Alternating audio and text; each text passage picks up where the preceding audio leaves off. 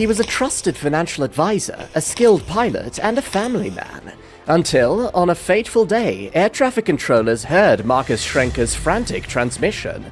He reported a spontaneously imploded windshield, profuse bleeding. But he was lying. Schrenker lived in the Midwest with his wife and 3 children, projecting the perfect suburban life, until he attempted to fake his own death mid-flight. But why? The answer lies in a tale of deception, desperation, fraud totaling $1.5 million, and the catastrophic unraveling of his double life. The Empire of Fraud, from financial advisor to con man. Marcus Schrenker wasn't just any financial advisor. He was the founder of Heritage Wealth Management, a firm that promised stability, security, and prosperity. For years, investors were comforted by Schrenker's professional charm, his air of success, and above all, his guarantee of safe investments. He built a reputation by claiming he understood the market's risks better than anyone else. Investors weren't just buying into his financial plans, they were buying into Marcus himself, a man who seemed to embody the very things he promised: trust, control, and reward. But behind the polished surface of his firm lays something far less comforting. Let's break it down. Schrenker was a financial advisor. People hired him to advise them on financial matters. This is normal and a service many people make use of effectively and legally. Indeed, the advice Schrenker would give would be pretty solid ordinarily. He'd suggest to his clients where to invest and take a percentage commission of earnings. That way he makes money if the clients do. But another option was to advise them to invest their money with specific insurance companies that have teams practiced and experienced in investing to manage the investments. They would of course charge their own fee, but having experts handle your money instead of having to do it yourself is an attractive prospect to many. And Schrenker would benefit too, because he was helping direct clients to the company. They'd pay him for every account he helped sell. All good so far. Well, not exactly. In the scenario where Schrenker directed clients to these companies instead of direct investments, his main source of income was the amount he was paid by the companies per sold account. The more accounts he sold, the more money Schrenker made. There's a little trick in that system, a workaround. The neat trick Schrenker developed was to sell an account, get paid by the company, but then immediately withdraw the client's invested money, often with the client's consent, and use it to purchase another account from the company who paid him for the sold account as if the money just invested was from a new client. This strategy, which is very illegal by the way, is called churning. Obviously, this lost the company money, because they were essentially paying multiple times for the same client's investment. But this situation lost the client money too. See, the insurance companies don't want people just investing, then instantly withdrawing the money, so they exact a penalty, and 10% of what was invested is kept. Bad news for clients, bad news for insurance companies, great news for Marcus Schrenker. Over time, this churn strategy brought him nearly $1 million in fees, while his clients often paid hundreds of thousands in hidden surrender penalties. Schrenker buried these details, leaving his clients unaware of the risks they were taking on. One of those clients was Mike Kinney, a pilot who knew Schrenker from his vocation, and had entrusted Schrenker with $500,000 of his hard-earned savings. Schrenker assured Kinney that his money was being placed in very safe funds, but the truth was far different. Kinney later discovered his investment had been locked into a 25-year annuity riddled with surrender penalties. When he tried to access his money, he was hit with $66,000 in fees. What was supposed to be a secure financial future turned into a nightmare of loss and frustration. Another victim, Dave Smith, who flew for Delta Airlines, had entrusted Schrenker with not only his retirement savings, but also the inheritance he planned to leave to his children. Smith's confidence turned into devastation when he learned that those funds had evaporated, stolen by the very man who had promised to protect them. These stories weren't isolated. Many of Schrenker's clients found themselves in similar situations, facing staggering financial losses. The fallout wasn't just about money. Losing a lifetime of security and dreams left Schrenker's victims scrambling to rebuild their lives. Some had to sell their homes, others delayed retirement, taking on part-time jobs in their 60s and 70s just to make ends meet. What they had spent decades building was gone in a matter of moments, all because of Schrenker's greed. By early 2009, the walls were closing in. Lawsuits and judgments against Schrenker had piled up, totaling $9 million. The Indiana Department of Insurance had launched an investigation after multiple pilot clients reported forged signatures and hidden surrender charges. Regulators were uncovering clear evidence of fraud, and a securities fraud trial loomed on the horizon. At the same time, and unrelated to the crimes, Schrenker's wife discovered he'd been having an extramarital affair, and on December 30th, 2008, she filed for divorce, adding personal turmoil to his mounting legal and financial troubles. His carefully crafted facade was beginning to crumble.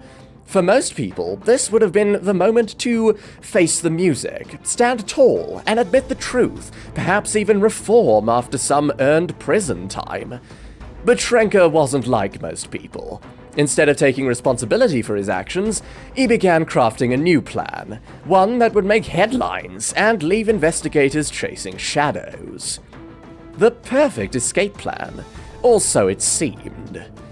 Imagine reaching a point in your life where vanishing completely seems like the only way out. For Marcus Schrenker, escaping his crumbling financial empire required an elaborate ruse, one that would leave investigators, clients, and even his family believing he had died in a tragic accident. The plan was bold, methodical, and flawed. The plan starts with Schrenker's prized possession, a Piper PA-46 Malibu Meridian, a sleek single-engine turboprop aircraft that for years had served as a symbol of his success. But in January 2009, it became an integral piece of his escape strategy. The idea was simple. Marcus would fake his death by staging a plane crash. The plane would crash, but Marcus would survive by parachuting out beforehand. To outsiders, it would look like a tragic aviation accident resulting in his untimely demise. In reality, after Schrenker bailed out mid-flight, he planned to disappear into the countryside and start a new life, far away from lawsuits and criminal investigations, and his divorcing wife. The days leading up to the flight were marked by meticulous preparation. He put key pieces into place, including stashing a red Yamaha or black Suzuki motorcycle in a Harpersville, Alabama storage unit under an alias. This motorcycle would serve as his getaway vehicle after parachuting out of the plane. Investigators later found additional evidence of his planning, including a 50-state road atlas and a campsite directory with the Alabama and Florida pages torn out. These details revealed how extensively he had scouted potential hideouts, underscoring that this wasn't a spur-of-the-moment decision. On the evening of January 11th, 2009, Schrenker put his plan into motion. He departed from an airfield in Anderson, Indiana, filing a flight path under the guise of a business travel to Destin, Florida. About halfway into the flight, somewhere over Alabama, he radioed Atlanta Center with an emergency distress call. His voice, panicked yet deliberate, painted a vivid picture of an experienced pilot in dire trouble. He claimed his windshield had imploded, leaving him bleeding profusely and in need of immediate descent. In such an urgent situation, air traffic controllers had no reason or time to doubt him. Then, using a small emergency chute packed specifically for this purpose, Schrenker leapt from the plane while it was still in autopilot mode, leaving it to continue flying unmanned. The Piper Malibu glided for nearly 200 miles before crashing into a swampy area in a residential neighborhood near Milton, Florida. Thankfully, no one on the ground was injured, and Marcus Schrenker was all set to disappear.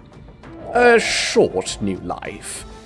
Some of you likely noticed one detail I should have included in this plan had it really been solid. Some way to fake a body. I left it out because the detail doesn't exist. Schrenker left not so much as a drop of blood as evidence of his passing in the doomed plane. Like I mentioned earlier, the plan was flawed, to say the least. The wreckage obviously revealed a pilotless cabin and no clear explanation for the crash, raising immediate questions. Schrenker, meanwhile, landed safely via parachute in a rural area of Alabama, changed out of his flight gear, and made his way to the storage unit where his motorcycle was waiting. From there, he began traveling through back roads towards Florida, eager for a new life. When investigators examined the wreckage, they noticed further inconsistencies. The pilot's seat showed surprisingly little damage for a high-impact crash, not to mention the fact that the windshield, which was supposed to have imploded, was intact for the most part. More curiously, the torn-out pages from the campsite directory were still in the plane, and suggested someone had planned to travel to specific wilderness locations. These clues, while initially overlooked, would later become critical in unraveling Schrenker's plan. For the next day, Schrenker remained calm, moving further south and blending into his surroundings. After abandoning the motorcycle at a state park in Alabama, he began traveling on foot towards an area he had prepared for hiding.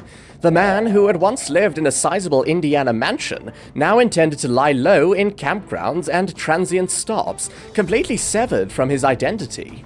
Meanwhile, to anyone following the news that week, it seemed plausible that Schrenker had perished in the crash, making his plan appear successful. But it wasn't. Investigators pretty quickly realized that no body likely meant no death, and they also connected his erratic behavior in the days leading up to the crash, drained accounts, ignored responsibilities, and a pattern of actions consistent with someone plotting an escape. They now had a manhunt on their hands. Schrenker, outside of his element as a fugitive, left quite the trail. One of the biggest clues was the discovery of the black Suzuki motorcycle. Investigators learned he had stashed the bike in storage days earlier, intending to use it as his getaway vehicle once he was back on solid ground. The U.S. Marshal Service, aided by state law enforcement, soon pieced together that Schrenker was headed south and likely hiding at campgrounds. Public vigilance also played a key role. A tip about a man bleeding profusely in a tent at a KOA campground in Gadsden County, Florida, gave authorities the break they needed. When authorities arrived, a small task force of 20 officers surrounded the area, ensuring there was no way for him to slip past them again. Inside the tent, Marcus Schrenker was in a dire state. He had inflicted deep cuts on his wrists in an apparent suicide attempt, likely meant to avoid capture altogether. Blood was everywhere, and he was fading quickly, unable to fully respond to officers. According to officials, he was so incoherent and physically weak from the blood loss that he might not have survived another hour without intervention. It was a shocking image. This once polished financial advisor, the man who had profited off the trust of so many, now bleeding out in a desperate attempt to escape reality. Frank Chiumento, assistant chief of the U.S. Marshal Service in Florida, later described how alarming the scene was. Schrenker showed clear signs of psychological distress, muttering incoherently and resisting officers for medical help. But he survived, and the arrest brought an end to a manhunt that lasted just under 48 hours. Schrenker's once flawless plan unraveled so quickly that it was almost hard to believe. Each small mistake, the motorcycle, the campsite pages, even his own inability to maintain composure, played a role in leading authorities right to him. And while they reached him just in time to save his life, the fallout from his capture would be anything but merciful. The fallout, a legacy of fraud and a lengthy prison sentence. What happens when lies unravel and the truth is exposed? For Marcus Schrenker, the aftermath of his staged plane crash was as dramatic and calculated as his escape attempt itself. Well, perhaps a bit more so. The justice system began untangling years of deception and financial crimes, building a case that would hold him accountable for the damage he caused.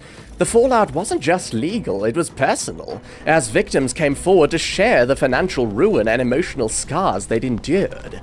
After his arrest, Schrenker faced a long list of charges, each reflecting the layers of fraud and desperation he had tried to conceal.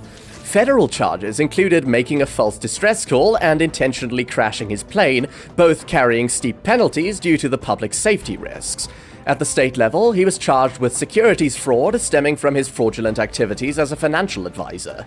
These charges didn't just focus on a single event, they spanned years of unethical behavior disguised as financial expertise. Victim testimonies brought the human cost of his schemes into sharp focus.